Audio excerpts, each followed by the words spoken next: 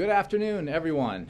It is so good to be with you today. For those of you who were with us in New York, I hope you enjoyed a trip. That trip, it was obviously eventful. The President gave a major speech at the United Nations General Assembly, and he had we felt, a very good and useful and informative discussion with former President Clinton at the Clinton Global Initiative. I wanted to make an announcement before I take your questions and draw your attention to the fact that a new report has been released today by the Department of Health and Human Services showing that the Affordable Care Act will deliver on its promise to make health insurance more affordable and accessible for Americans.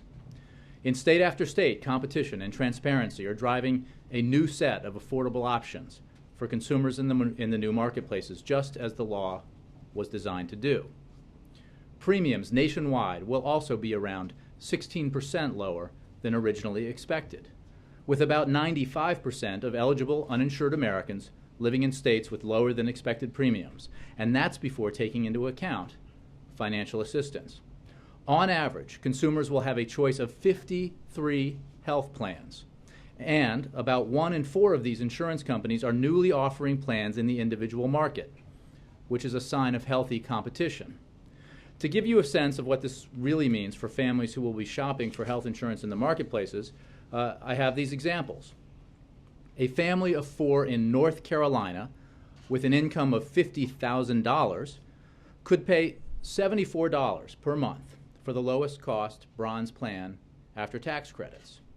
A family of 4 in Indiana with the same income, $50,000, could pay $46 per month, again, for the lowest cost bronze plan after tax credits. And a family of 4 in Texas with an income of $50,000 could pay just $57 per month. So an income of $50,000 could pay just $57 per month for the lowest cost bronze plan after tax credits. Overall, nearly 6 in 10 uninsured Americans will pay $100 or less per month for health coverage. You can check out the map of premiums by state at whitehouse.gov/ACA map. In less than a week, the new marketplaces will be open for business. And from October to March 2014, more Americans will be able to check out their choices, their options for affordable health insurance at healthcare.gov and find health plans that fit their lives and their budgets. And I think it's worth noting here in the capital of the nation and of the national press, some of the coverage of this news, which is why we have this graphic here behind me today. Indianapolis Business Journal, analysis, Obamacare exchanges will push Anthem's premiums lower.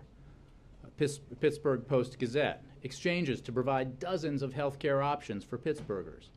Dallas Morning News, Obamacare premiums projected to be lower than expected. Houston Chronicle,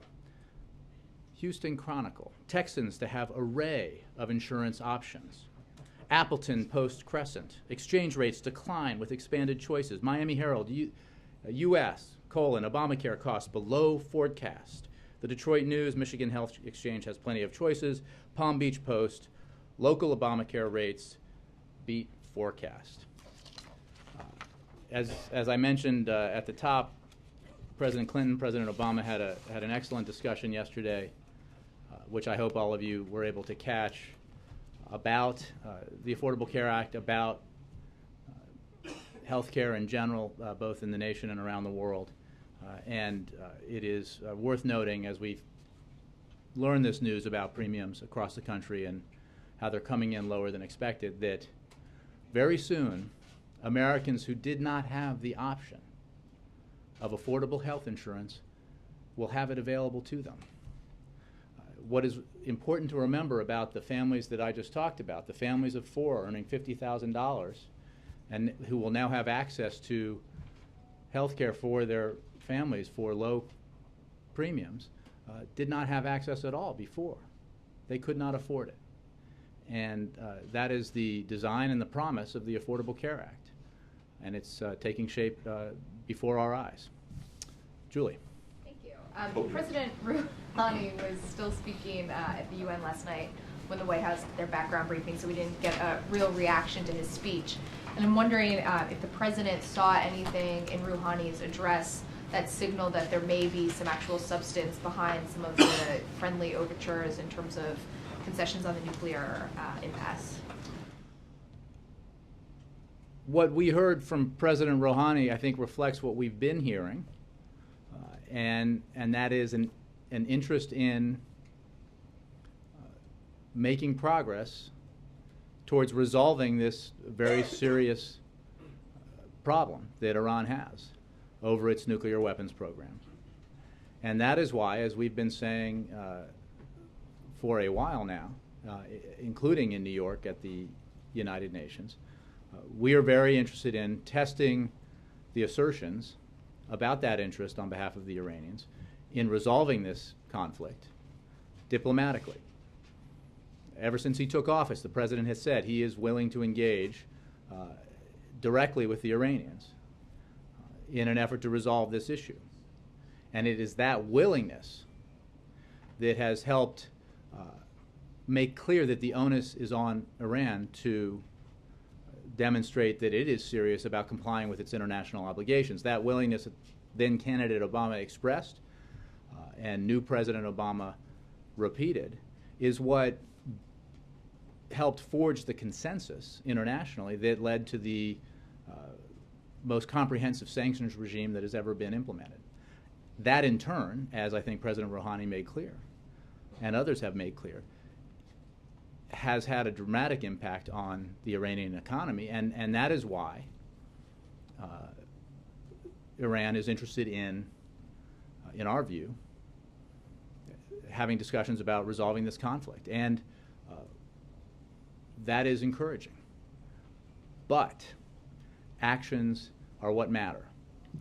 And substantive negotiations over Iran's nuclear program will be the test, will provide the test of whether or not Iran is serious about resolving the international community's concerns. And we are engaged in that process. As you know, Secretary Kerry will be with his Iranian counterpart in the P5+1 process this week. So that's the beginning of what we hope will be progress towards resolving this problem. I guess that's what I'm asking. Obama didn't leave his 2 days in New York with any greater clarity on what kind of substance may be behind this rhetoric. Is that what you're saying?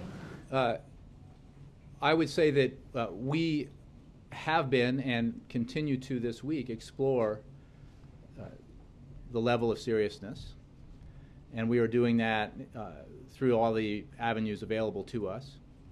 That will be very much part of the discussions that Secretary Kerry has, and it is part of the communications that we have had, including the communications that the President had in his exchange of letters. And I think that what happened in New York, again, demonstrates two things. One, President Obama has always been explicitly open to sitting down and talking to the Iranian leadership, provided that the Iranian leadership is serious about trying to resolve these problems with the international community over its nuclear weapons program. And that became, I think, quite apparent again in recent days. So the Iranians have to decide,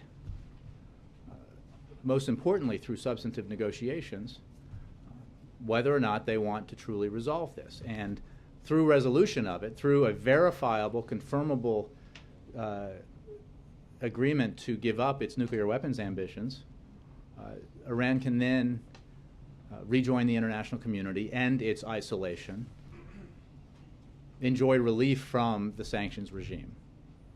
But those are matters of substantive negotiations, and the process is in place and has been in place through the P5+1. And we will continue to test these assertions and to see if this opportunity is real. Because the window, as we've been saying for some time now, even predating the elections in Iran, is open to resolve this diplomatically, but it will not be open indefinitely. And we would agree with those who say that there is a need to assess and act on this opportunity with haste. On the domestic front, wondering if there's any White House reaction to Ted Cruz's hours of arguing against Obamacare overnight, and now that the process on the CR looks like it's almost inevitably going back to the House, are there any plans for the president to talk with leadership to ensure that a deal can be reached by Monday? Well, as I indicated, I think earlier in the week, the president will, I'm sure, be discussing these budget issues with the leadership. I don't have a specific meeting to preview for you. As you know, he's held discussions with Speaker Boehner as well as others in the past about this and about our position, his position on these issues. One, that Congress has to act to ensure that they don't shut down the government. That it would be irresponsible to not fund the essential functions of the government out of ideological pique. That we can continue to negotiate over a broader budget deal in a responsible way, and to do that we need to make sure that a continuing resolution is passed that allows the government to stay open and for the president to continue to show in his presentations to Congress that he is and has always been serious about trying to find common ground when it comes to making the right choices in how we fund our government and investing in our economy to ensure that our kids get educated and our roads and bridges get built, and that we reduce our deficit further in a balanced and fair way. So that's one. And then two, the other position we obviously hold and will not waver from is that the responsibility of Congress to pay the bills of the United States, bills that Congress has incurred, is not a subject of negotiation. Everybody agrees, all the leaders, and I think most of the rank and file agree that the debt ceiling must be raised. So you have this unique situation in Washington where everybody agrees on this single thing, so Congress ought to just raise it. And don't forget, they did it not that long ago. You might forget because there was no drama and there was no delay and there was no threat of default just at the end of last year and the beginning of this year. So the idea that this could be or should be a situation where default is on the table and threatened, and all the ramifications of that take place, all the harm that does to our economy is somehow the norm, we just reject. We cannot allow that to happen. We have, since Congress raised the debt ceiling the last time without drama and without delay, this economy has created more than 1 million jobs. Since Congress, without drama and without delay, raised the debt ceiling, that means Republicans in Congress, not just Democrats, we've seen remarkable strides in the recovery in our housing market. We've seen continued economic growth. So if they were able to do it just a few months ago, I see no reason why they shouldn't do it now. It's the responsible thing to do if the goal here that we all share is to allow the economy to continue to grow and create jobs. Roberta. Did the president catch any of the 21 hours plus of the speech by Senator Cruz? I don't believe so. Does the White House have any reaction to the speech? Did you watch it? Or parts of it? Other? I did not. I certainly read about it. Look, I would simply say that a family of 4 in Texas will have available to it the option of purchasing affordable health insurance for $57 per month. A family of 4 with an income of $50,000 after receiving tax credits will have that option. That is a good thing. This family doesn't have insurance now, cannot afford insurance under current conditions. And that reality is something that we're seeing now in state after state after state. quality, affordable health insurance is something that every family of four making $50,000 and struggling to get by deserves. That's what the president believes. So certainly we oppose any efforts to engage in a political battle of the past to try to achieve some sort of ideological victory in a way that doesn't, not only shuts down the government, but then, if successful, would deprive these very families of health insurance that they need. And well, we obviously have a difference of opinion. Since those conversations that were read out on Friday between the President and Speaker Boehner and Leader Pelosi, has Dennis McDonough or any other White House officials had conversations with people in Congress or their staff about? Oh, certainly. I mean, we deadlines? are in fairly consistent communication with Congress at different levels here at the White House. I don't have any specific conversations to read out. I think Chief of Staff is going up to the Hill at some point to talk with Democrats, but those conversations will continue. As I said in answer to Julie's question, I don't have any meeting or conversation involving the President to preview at this time. But I mean, as I think we've seen of late, there's a lot of activity going on that reflects enormous divisions within the Republican Party that are hard for us to influence. Our focus is, of course, on the need to make wise decisions to ensure that the government does not shut down, and especially to ensure that the United States does not default for the first time in its history. If there's no resolution on those two issues, will the President still travel to Asia as he plans to? I have no scheduling updates. The plan is on the books, and we intend to go. Yes? Jay, thank you.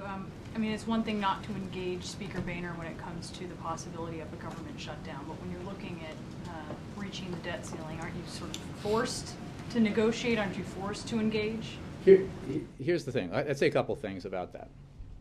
I don't have the quotes in front of me, but I know you all remember that it was the Speaker of the House who declared publicly that he would never negotiate with the President again, which seemed a little extreme. He has, of course, since then, the President has had conversations with him and enjoyed them as he always does. There is no negotiating over Congress's responsibility to ensure that we do not default. We saw what happened when that path was traveled in 2011, and the result was terrible. And even the flirtation with default. When it became apparent that there were actually members of Congress in the Republican Party who were willing to default as a matter of ideological purity, and who were willing to inflict that harm on the economy and on middle-class families, the economy reacted badly. Markets reacted badly, and people suffered. And that was, and you knew their perspective on that and still negotiated. So I think that's the point I'm making, is that this cannot and should not be a matter of negotiation. We can and should debate our differences and negotiate and reach compromises over our budget priorities, absolutely. But we cannot have the American economy and the global economy and the American middle class held hostage to an insistence by a faction of Congress, especially in one house, that it achieve its political objectives that it had not been able to achieve otherwise through at the ballot box or when the legislative process played out 3 years ago, or in front of the Supreme Court when the Supreme Court declared that the Affordable Care Act was constitutional. It's just incredibly irresponsible. I mean, think about, and the irony of ironies is when we talk about the debt ceiling, the one proposition on the table that Republicans have suggested is that they would threaten default over a provision that would delay implementation of the Affordable Care Act. And if that were carried out, it would add significantly to the deficit. So the charade, the charade, what we have seen this whole time about in these kind of negotiations, that the principal preoccupation of the Republican Party in these matters in Congress is the need to further reduce our deficit and not be irresponsible in our spending. They now put forward a proposition, a proposal that is wrong on so many fronts, but would raise and increase the deficit along with it. It just seems hard to believe that the president would be prepared to breach the debt ceiling without having engaged House Republicans He doesn't on the breach issue. the debt ceiling. Congress has the power of the purse strings. That is But purse it strings. seems unlikely That is a he would power. allow them That to is a breach power the debt ceiling proudly. without having engaged them. To get The to president- the point where there's a default and the president hasn't stepped in to engage them. I mean, that. Brianna, again, let's be clear. The president has been and continues to be willing to negotiate with Republicans over our budget priorities and how to make the right choices and make compromises along the way to make sure that we grow our economy, we create jobs for the middle class, and we bring down our deficit further in the middle and out years. Has always been willing to do that. We've been through a process this year where, at the insistence of the Republicans as part of the last budget deal, the Senate, led by Democrats, passed a budget. That's what the Republicans insisted had to be done. We had to follow regular order. You covered the Hill, right? You've heard that cry. Democrats refused to follow regular order. They refused to pass the budget. So the Senate passed the budget. That's what the Republicans wanted. The House passed its budget, the Ryan budget, 2.0. And what happens then, in regular order, is that conferees are appointed, and the two houses try to reach an agreement, a compromise. Republicans in the House were so opposed to the idea of compromise, the idea of negotiation, the idea of finding common ground, that to this day they have refused to appoint conferees in a process that they themselves said was essential. So the president has demonstrated again and again his willingness to be reasonable and find common ground, and he will continue to do that. When it comes to the debt ceiling, everybody says we ought to raise it. We can't default. Would be wildly irresponsible. So then Congress should just raise it. One side is saying we'll let the economy default unless we get what we want, which is essentially defunding or delaying of Obamacare. I think it's pretty clear, and a lot of Republicans seem to agree with this, that is a wholly irresponsible position to take. John. Jay, is the president disappointed that President Rouhani turned down the offer to meet him at the United Nations? The president is not. He was open to the possibility of an informal encounter with President Rouhani and remains open to that, as he has, broadly speaking, since he took office. The president believes that the most important issues when it comes to Iran's relationship with the rest of the international community, including the United States, are ones that need to be resolved through negotiations over substantive matters around Iran's nuclear weapons program. And so I think that we should not overinterpret the fact that the Iranians decided against having an encounter and that it was too complicated in terms of assigning meaning to that about the potential for progress in negotiations. The potential for that progress exists, and we are going to test it through the avenues available to us. Why does the White House think Rouhani said no to the meeting or encounter, or whatever you want to call it? I think that outside about everybody else, right? I mean, he's a meeting. Well, I'd say two things. One, obviously, I'll say first that I'm not going to delve into an analysis of Iranian politics because that's not the issue for us. The issue is how serious is the new government, as well as the Supreme Leader, about resolving this significant problem it has with the international community. Two, I would simply say that, as I mentioned earlier, the most important thing here is whether or not we can make progress on the substantive talks. The president was open to an informal encounter, but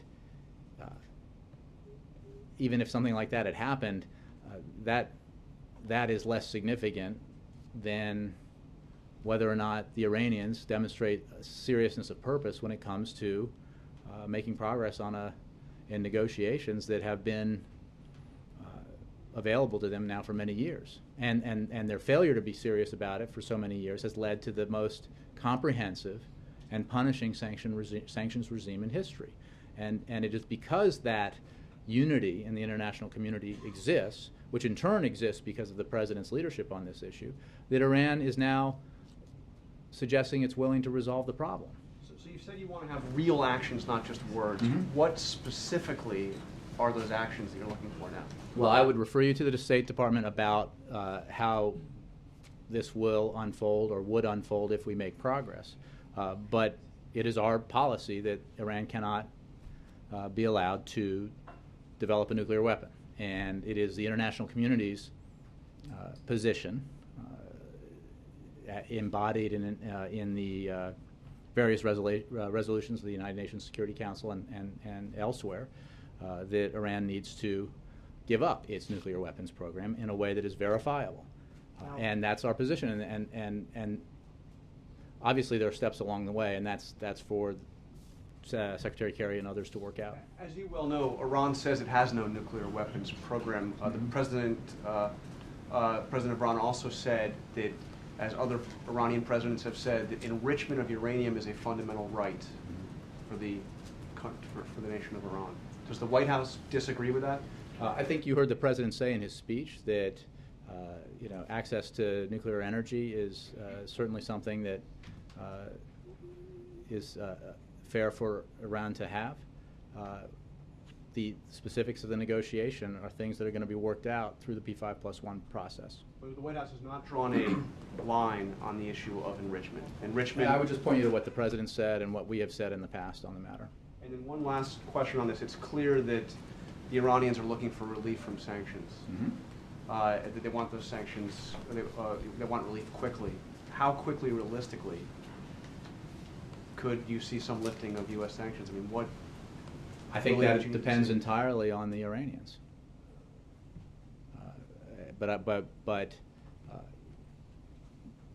This is about verifiable actions that need to be taken to relieve the international community's concerns about Iran's pursuit of a nuclear weapon. And the window you said is not going to be open indefinitely. What does Correct. that mean? What kind of a timeline are we talking about? I know you're not going to give me a deadline, but I mean, are we talking about this something that has to unfold over the next few months? I won't give a timeline to it. I think that we've made clear in the past about our assessments of where Iran is in its program, what our capabilities are in terms of being able to be aware of so-called breakout move, and I would refer you to sort of substantive briefings that others have given on that, and even I have, but it's been a while. So the point is that this is not an indefinite period of time. This is the threat of a nuclear arms race in the region is a huge problem for the region, for our allies, for the United States, for the world, and the Iranian nuclear weapons program is central as a problem that needs to be resolved to avoid that nuclear arms race. I just want to give you a chance to respond to a couple of comments made a little bit ago by the new Iranian Foreign Minister Zarif up at the United Nations. Mm-hmm. When asked what the Iranian goal was at the P5+1 conversations, he said, quote, "to jumpstart the negotiations with a view to reaching an agreement within the shortest span." He also said the Islamic Republic has the political readiness and political will for serious negotiations, and we are hopeful that the opposite side has this will as well. We certainly have the will. We've demonstrated it for many years now. In the past, no. And I think that the comments that you just read to me, and I have not seen them, but they're in keeping with some of what we have heard and seen, demonstrate certainly a different rhetorical approach to this problem that this new government is taking. And I think, as we've said, that is absolutely worth exploring and testing, so that we can discover, we the United States and our allies can discover whether or not they're serious and whether or not we can resolve this conflict diplomatically. So you heard the president say in his speech to the General Assembly, this is a significant opportunity that ought to be explored, and it would certainly be to the benefit of the world and to the benefit of the Iranian people to resolve this diplomatically. So that's what we're undertaking to try to do. But we do it understanding the history here and with the clear assertion that actions here are what matter,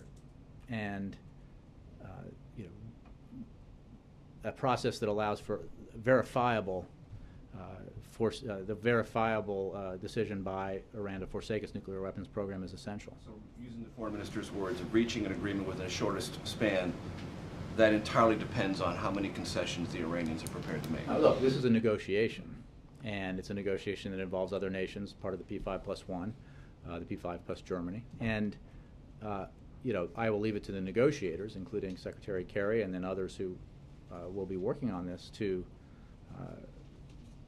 give assessments of where we are and what that negotiation looks like. But the end result has to be that the international community, the P5+1, is confident that Iran has given up its nuclear weapons program. In his speech yesterday, President Rouhani described economic sanctions carried out under the UN authority as a violent crime and an inhumane crime against ordinary Iranians. What's the White House reaction to that? I think the fact that President Rouhani spoke about the impact of the sanctions demonstrates the impact of the sanctions. We made clear when we solicited the consensus that we achieved on this matter that the onus was on Iran, because we were willing to back up a little bit.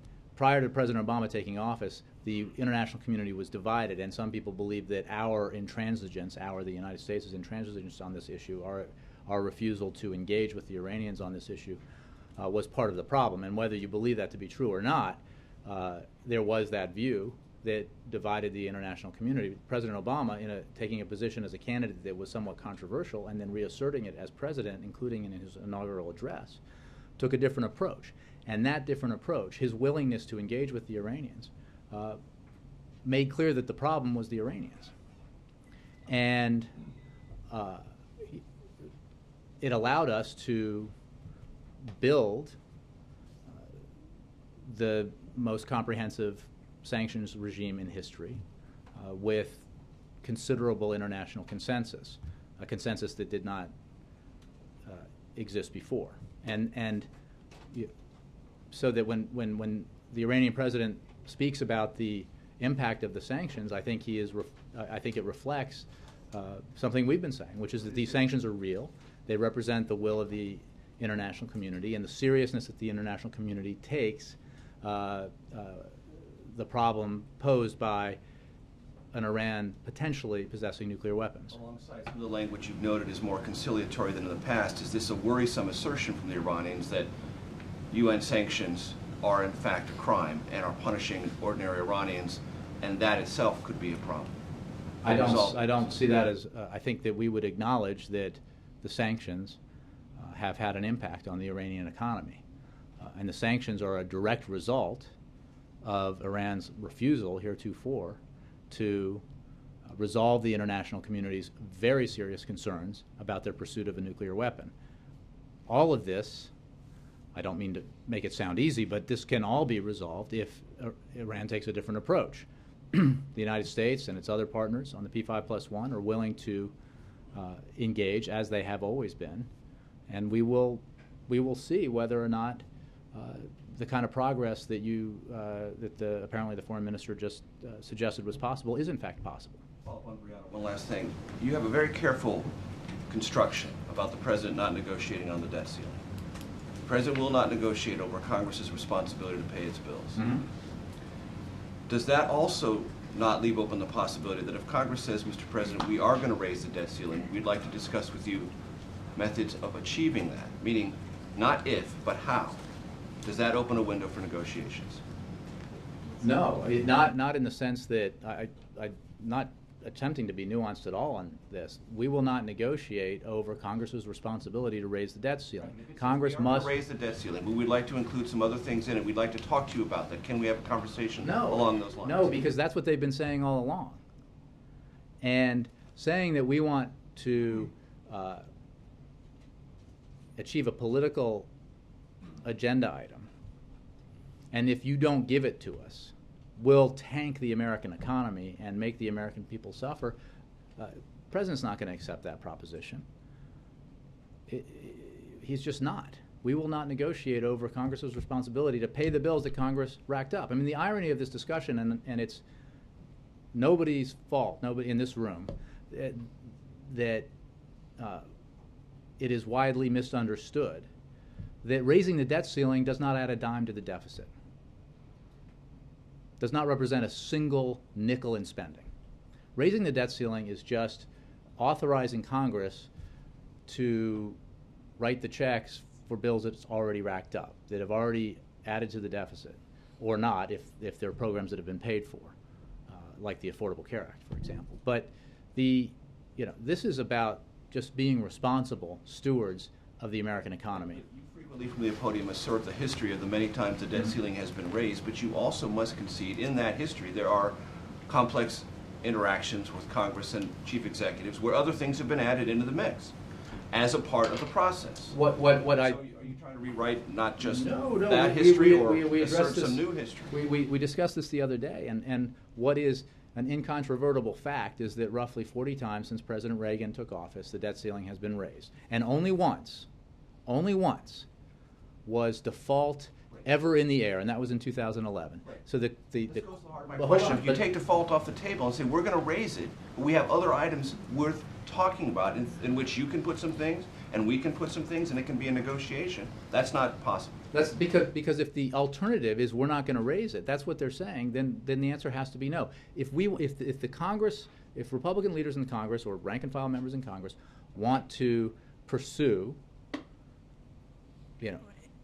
efforts legislatively to dismantle, disrupt, and ultimately defeat Obamacare, they can, and they have, but they've failed. And it's because they've failed that they're now trying to attach this to the full faith and credit of the United States, which is a wildly irresponsible thing to do.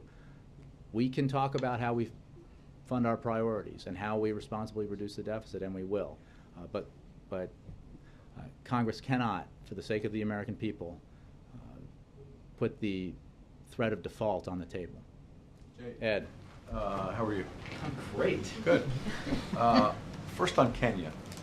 Mike Rogers, the House Intelligence Chairman, who has sometimes been supportive of the President on Syria, for example, is being critical now about, in the wake of the terror attack in Kenya, he's concerned that he believes some of your counter-terror policies have changed and that the administration is using drones less because of the criticism of the drone policy. How do you react to that criticism? Has the administration been pulling back from using drones in a way that is potentially allowing extremists to move forward with attacks like in Kenya? Well, I would say a couple of things. One, I would point you to the President's speech on this matter, and then make clear that we have worked with our partners very aggressively when it comes to Al-Shabaab, the organization responsible for the attacks, or we believe responsible for the attacks in Kenya. And we will continue to do that. And the United States and Kenya have a very strong relationship and a historic partnership, and we are providing law enforcement assistance to the government of Kenya, and we continue to globally engage in the struggle against Al-Qaeda and its affiliates, including an organization like Al-Shabaab. On the healthcare report that you put out, I'm curious as to why it is framed by HHS as people are going to be paying lower premiums than were projected. Why are you not comparing premiums of what people are paying today to what they will pay next year and the year after under the President's law? You're saying, American families looking at how this is going to cost them, they're wondering, okay, I'm paying $100 a month right now. I might be paying $50 or I might be paying $150 next year. You're saying instead this report presents it as you're going to be paying less than was projected. That's sort of a Washington thing. Well, no. Why is it not apples to apples year to year? Well, I mean, there have been numerous reports I'm about. talking about this report you put out today, Well, which you're first- saying 95% of You're saying 95% of Americans are going to pay less. Tell me when you want to ask the question That's and not the argue. question. Okay. I'm not talking about previous. Don't go off on previous reports. This report today. There were numerous projections about what these exchanges, which by the way did not exist before, including the multitude of plans that will now be available to consumers that did not were not in place before. So obviously this is not an apples to apples. It's a apple full of worms compared to an apple that's fresh and delicious. And I mean, seriously, if you're talking about situations where some families in some states had one option, and it was unaffordable, and now they have multiple options, on average 50 some odd plans to choose from, and the report that's released today demonstrates that these plans are affordable, and there will be plans available to families who could not buy insurance, that their insurance, even though they're working families, doing everything they can to get by, their insurance was the emergency room. So they don't have anything to compare it to. They don't have, but I can guarantee you that the cost that they will pay for their premiums and the cost of their health care will be not infinitely, but considerably less than the cost of the American taxpayer of those families using emergency rooms as their sole source of health care. So then why does the Wall Street Journal have a different report today that says in Nashville, Tennessee, 27-year-old male non-smoker could pay as little as $41 a month now for a bare bones policy, but would pay $114 a month. They go from $41 a month to $114 a month for the lowest cost bronze option under the President's health care law. They've got somebody in Philadelphia. They would rise up from $73 today per month premium to $195 a month. So that apple not so nice? Well, look, I don't know. Well, this is the Wall Street Journal, pretty credible. I'm simply about to say that I didn't read all the examples in there, and I don't. Every specific example is not the same. Overwhelmingly, premiums are coming in. I mean, this is. I could see that Republicans might want to refute this overwhelming evidence, even though some state Republican governors are acknowledging it. But it's there, and when you go on, maybe not you, but when people avail themselves of the opportunity to enroll in these marketplaces and click through and see the options available to them that were not available before, and that are available to them because of the subsidies if they're lower income at extremely affordable costs, I think they'll find it a very good thing indeed. And what is remarkable about this whole process is that, Republicans who oppose Obamacare have been trying now for years to repeal it or go after it in a variety of manners. We are now at a point where enrollment is about to begin. And I think that part of the fear that you see, the intensity of the political agitation, is that they know that when 27-year-olds in a lot of parts of the country who, they now, thanks to Obamacare, only just left their parents' health plans, a benefit of the Affordable Care Act that's already there.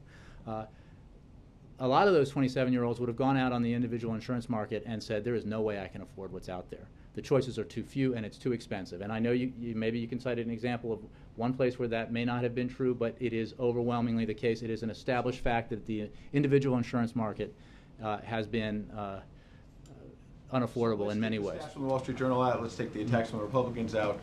You're talking about enrollment. Will Jay Carney enroll in this? Will White House staff enroll in Obamacare? Again, everybody, if you have... Let's start with you. If I in a future life don't have employer... the premiums are so great. Ed, does everybody here agree that we can ask questions and answer them, but if you want to... You're not even letting me answer the question, Ed. Please go ahead and answer. I'm not quite sure what your goal here is. Would you enroll? Absolutely. It's a simple question. Okay, Absolutely. so you are going to enroll. If I did not have employer-provided health insurance, like I'm sure you do, unless there's something about Fox I don't know, then I would absolutely enroll, and it would be more affordable because of it. And I think you'll see that around the country. But the whole purpose, again, a fact often either ignored or mischaracterized by critics, is that if you have insurance provided by your employer that you like, nothing changes for you. But if you change jobs, or if you get laid off, and you then take a job, you start your own business, or you take a job where you're not given insurance by your employer, you will now have, or once the marketplaces are in effect, options that were never available before at affordable prices. And that's the point. And what, the irony of this argument that Republicans are making is that pretty soon they're going to be making an argument that what they desperately want to do without an alternative is take benefits away from the American people. Benefits that help them live better lives and healthier lives. Yes? Define success, if you can. Over the course of the next 6-month enrollment period, the White House would view success if how many million people signed up for, right now there's 55 million that are either on the individual marketplace or 40 million that are uninsured. Success in the first 6 months is what? I'll have to, I don't know that I have that figure. Somebody might, our healthcare experts might have a target figure for what I think HHS has put out information about, what they're looking at in terms of how many people they're expecting to enroll, but I don't have that available to me right now. If I can, then one of the criticisms has been recently that some of the premiums would be largely lower because insurers are offering plans with limited networks of health providers. What's the rebuttal? This was a rather remarkable story, and I'm glad you asked, because the people that story talks about don't have insurance. So how could no question, the bronze plan, lower cost plans are going to be more limited in the services they provide and the benefits they provide than better, higher cost plans, silver, gold, platinum, whatever. That may be true and is often true in employer-based health insurance. For those families who do not have insurance and cannot afford insurance currently, to have available to them an option that they can afford that would provide insurance coverage that they do not have, how could that be described as anything but a good thing? So there's no question that affordable health care plans, the less expensive ones, are going to be more limited in their benefits, but they all meet minimum standards, and they all beat the stuffing out of the alternative, which is no insurance, which is just using emergency rooms around your city or county, hoping to deal with your child's asthma problem. That's not a, that's the alternative. That's the apple-to-apple comparison. One of the big criticisms is that a lot of people are being formerly full-time or being moved to a number of hours that will be viewed as part-time. Some businesses are already reporting this, that they're lowering the number of hours. Does the White House is not convinced that that's happening? Well, there's just ample data that refutes that. In fact, there was some assertion from the restaurant industry that was the case, and then the data came out that showed that the growth in jobs in that industry has been particularly concentrated in full-time employment. So there's just not the data to back that up. Explain why a company wouldn't do that, though. Why would a company not do that, though? What's the lost advantage of the company? Because there's an advantage for a company to provide health insurance to its employers. A. B. There's all sorts of aspects of the Affordable Care Act that makes it easier for smaller businesses to provide health insurance to their companies, to their employees. And again, I think those Americans who have health insurance provided by their employers, that will not change, and it is not, it is a great, mischaracterization of reality to suggest otherwise. And it is one of the things that as the President, I think, mentioned on stage with President Clinton yesterday, that is reflected in the fact that Obamacare, as designed, the Affordable Care Act as designed, builds on our existing private insurance system, using a model established by a Republican governor in Massachusetts, a model that was once celebrated by Republican thinkers and policy experts as the moderate/conservative alternative to more liberal proposals when it came to dealing with our improving our health insurance system in this country. Minutes ago, the FBI released for the first time video of Aaron Alexis, the Navy Yard shooter. Dramatic pictures that show him with the sawed-off shotgun walking through the halls of the building on that campus. The president this past weekend said, and I have the quote here, "Sometimes I fear there's a creeping resignation that these tragedies are just somehow the way it is, that this is somehow the new normal. We can't accept this." In what active way is the president not accepting this when, given the fact that he has the budget showdown right now, the debt ceiling coming up quickly, a trip to Asia and then potentially another fiscal crisis to deal with before the end of the year. In what active way is he pursuing this legislatively to try to shift the balance that I pre-existed? think with a lot of attention from the press, he pursued this legislatively, and he continues to call on Congress to do this, to do the right thing, which is not defeat a bill that's supported by 85 to 90% of the American people. He feels as strongly about that today as he did earlier this year when the Senate, in one of its least noble acts, defeated that bill.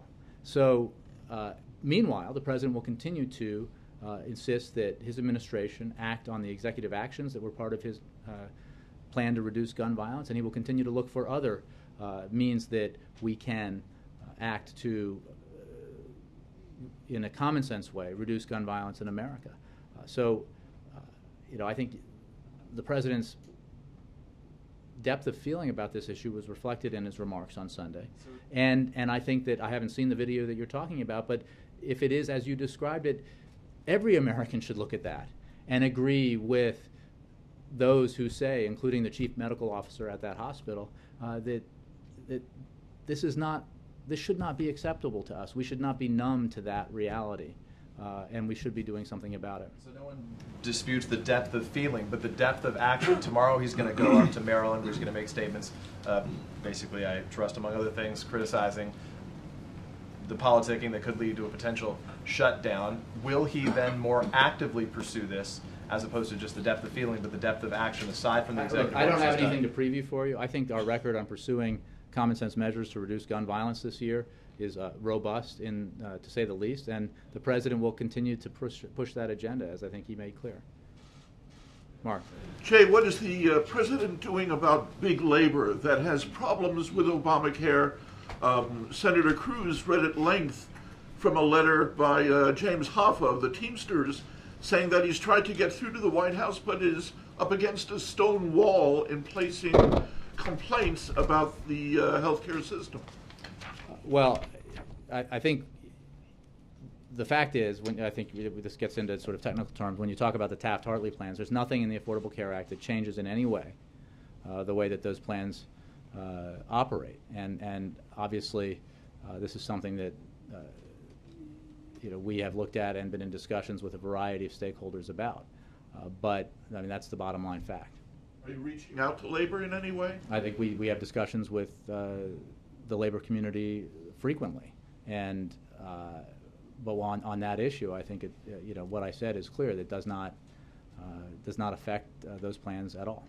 Is there action that needs to be taken? Again, for more substantive answers, I would refer you to HHS on these specific issues that have arisen. But that's obviously something that we have discussed and are aware of, and come to the conclusion that I just reached or just spoke about. And on the low premium plans, the bronze plans that you're talking about, aren't the deductibles very large on those plans? You would have to look at all of the plans. Obviously, each plan is different. Here is the irrefutable fact. These are affordable plans available to people who cannot afford insurance. These are plans that are now available to people who are uninsured, and they are priced competitively because there is increased competition, and many healthcare experts, including in today's newspapers, cite the rise in competition that the Affordable Care Act has brought about. The fact that insurance companies are putting forward multiple plans in states that did not have them in the past, which is why you have, on average, 50-odd options available per state in this survey. Each plan, again, HHS would have all the details, but the fact is they provide affordable health insurance that did not exist before, and there are tiers and options for everyone to choose from in terms of the kinds of benefits, understanding that, as I saw in one article, each of these plans provides a baseline of benefits, and many of those benefits, including maternity care and contraceptive care, that did not exist or don't exist in current plans available on the individual market. Alexis. Jay, two quick questions. My understanding is that the Chief of Staff will be on the Hill talking to House Democrats tonight. Can you confirm it's about the budget mostly or entirely, and what his message is to the Democratic conference? I can confirm that the Chief of Staff will be going up to the Hill to confer with Democrats, and I'm sure that this will be a central topic of conversation. His message is what we've been discussing, which is Congress needs to. Yeah, Dems are in Congress, and the message is that Congress needs to act responsibly and fulfill its obligation to ensure that there is not an unnecessary wound inflicted on the economy while we're continuing to recover from the worst recession since the Great Depression. And that's a message that we carry to Democrats and Republicans alike. The second question is, there are some who are suggesting that if what comes back to the House is some version of the stripped-down Senate clean CR, that Speaker Boehner will be handed a choice that could cost him his speakership. What is the President's message to Mr. Boehner on that question? Well, internal Republican Party politics, while absolutely the most fascinating story politically in Washington right now, and one that I would be choosing to cover if I still were a reporter, are not something that we spend a lot of time on, nor should we. But I would simply say that the President's view, and this applies to members of both parties and leaders of both parties, is to do the right thing by the American people and by the economy, even when that involves tough choices. That's the approach he took when he submitted his budget this year, which, didn't win him accolades in all corners of his party, but he believed was necessary to demonstrate that he was willing to find common ground with Republicans on how we move forward on our budget challenges. That budget is on the table and is available to be taken up by Republicans. What we need to do before we have those negotiations, because time is so short, is ensure that Congress acts so that the government doesn't shut down, and then even more importantly, because the consequences would be so much more severe, Congress needs to act to ensure that there is never any doubt about the United States defaulting. Mr. Jonathan Allen. You mentioned that Dennis McDonough is going to be talking to House Democrats and that Congress needs to act. Are you worried that House Democrats may be more willing to have a shutdown or a default situation than the White House is? Look, I don't think anybody on Capitol Hill believes that a shutdown is a good thing. Well, I mean, maybe that isn't true of all Republicans based on some reporting I've seen. But I don't believe we don't believe that our allies believe that a shutdown is anything but harmful to the economy and obviously harmful to the ability of the government to fulfill its essential functions. But we will not, Congress and Republicans need to be reasonable here about, passing a CR so that we can have substantive continued negotiations that we've been trying to have all year and have periodically engaged in about reaching a compromise for a broader budget agreement. So that's the position we take, and I think we're confident that our fellow Democrats share that position. If I could follow up on that on the debt limit, does your position that you won't negotiate on the debt limit mean that you wouldn't accept a package that included the CR and the debt limit? If there was some arrangement where you thought you could toss the debt limit into another deal that's moving, you wouldn't take it? We won't negotiate. We will not get into a negotiation with Congress with Republicans in Congress who say, do this, accept this, highly partisan agenda item, or else we'll default. It's off the table. We're not going to do it. And Republicans who imagine that that's a constructive approach to helping the economy grow and helping the middle class are deluding themselves. The consequences of that would be terrible, because even the hint of that produced negative impacts for the American people and the American economy 2 summers ago.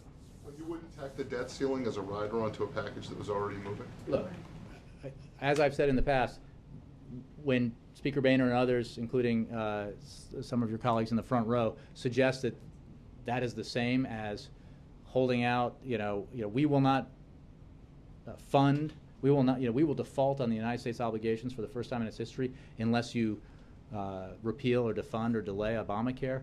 That is wholly different from past practice. and that's why we want to engage in it. Lily. Thank you. And then Mr. Vaquera. Thank you.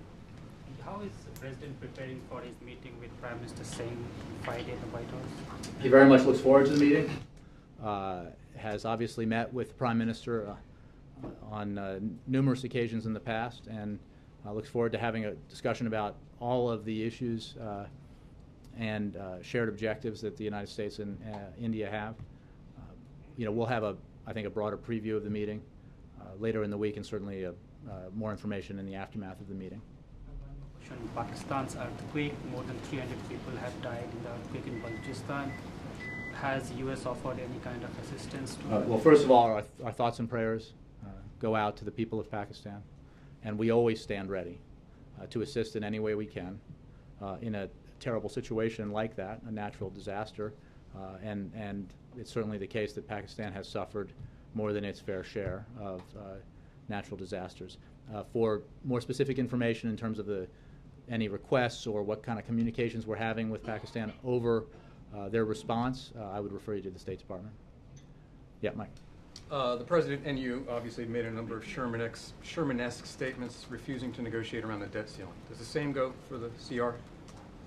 No. No, we made clear. Well, look, we don't have a lot of time. And instead of taking the road of seriousness and compromise, House Republicans decided to, as everybody here wrote, or at least your colleagues on the Hill wrote and said on television, embrace a CR that was a dead on arrival, ideologically driven exercise. So we're still playing out. We're still, unfortunately, we can't run Congress all by ourselves. So that process, that choice that Speaker Boehner made, is still playing out this week as we inch closer and closer to October 1st. So we're at a point now where Congress needs to do the right thing and simply make sure that we pass a CR, that they pass a CR that allows the government to continue to function. So the fallback plan being considered by Speaker Boehner and House Republicans is to take what the Senate does, assuming they delink the defunding, and add a 1-year delay for the individual mandate or a repeal of the medical device tax. Is that negotiable? Here's the thing. Every fallback plan is, another attempt to appease a subsection of the Republican Party that happens to be the same subsection of the Republican Party that thinks it would be fine to default in order to achieve a political objective. Just talking about the spending bill here. Well, the provisions you talked about, they've talked about attaching to the debt ceiling, and the answer is no. The answer is no. We're not going to. Congress has, the House Republicans, elected and paid by the Americans they represent, have chosen to spend an inordinate amount of time in office, trying to roll a rock up a hill and undo legislation that was passed by both houses, signed by the President into law, upheld as constitutional by the Supreme Court of the United States, and has been in the process of providing benefits to millions of Americans already, and will soon provide substantial benefits to millions more. And they're entitled to that preoccupation. And their constituents can decide whether that is time well spent, 40, 41, 42 efforts that go nowhere. And in the relative harm caused category, there is relatively less harm caused by that activity than an effort to attach that political agenda to the essential functions of government, to threaten to shut down the government if they can't achieve what they couldn't achieve when the bill was passing through Congress, what they couldn't achieve at the ballot box, what they couldn't achieve in a Supreme Court that I don't think anyone here would describe as ultra liberal. So this is bad for America, and now they're trying to do this when we are on the cusp of millions of American families, millions of Americans and American families across the country who have not been able to afford health insurance, having available to them affordable health insurance. And the message they're going to be delivering is, we don't have an alternative, but we want to take that away from you because politically we think that's the right thing to do. If they attach that, that's veto big. Yes. I mean, look, I don't have a formal thing, but we would not accept that. Thanks, Jay. Anita, last one. Can you talk a little bit about tomorrow's community college event? Is tomorrow, right? The last few speeches that he's given on the economy or healthcare have included criticisms of Republicans. We're a few days from the deadline. I'm just wondering how you see that would be helpful to this process, the negotiation process. Look, we are in policy debates with the other party. We are a two-party system, and we are engaged in debates about what policies we think are best to move the country forward, to help the middle class expand, to give the middle class a better bargain, and to ensure that millions of Americans who have not had access to affordable health care can have access to affordable health care. And obviously, there are elected officials who oppose the positions that the president holds and that Democrats hold on those issues, and so that's part of the discussion. I assume your tongue is planted firmly in cheek when you even raise this after what we've witnessed over the past few days, right? When it comes, I mean, the idea that we're alone in asserting what we believe is the right policies and making clear what we believe are the wrong policies is not borne out by a close examination of the facts, as they say. At all saying that they aren't doing the same thing. I'm just again, and I'm not even previewing tomorrow's speech. What I would say is wait for tomorrow's speech. Well, I'm saying a few days before the deadline. How is any of this helpful instead of sitting down and talking about it? Well, again, the Speaker of the House chose, instead of pursuing a compromise approach, to listen to, he had a plan which didn't work, again, because of the more conservative members of his conference objecting to it. So instead of pressing forward with the plan he thought was right as leader of the House and leader of the House conference, he has proceeded with a plan that a subsection of his conference believes is right. And that has brought us further away from the compromise that we need before October 1st in order to ensure that the government continues to function. Thanks, everybody.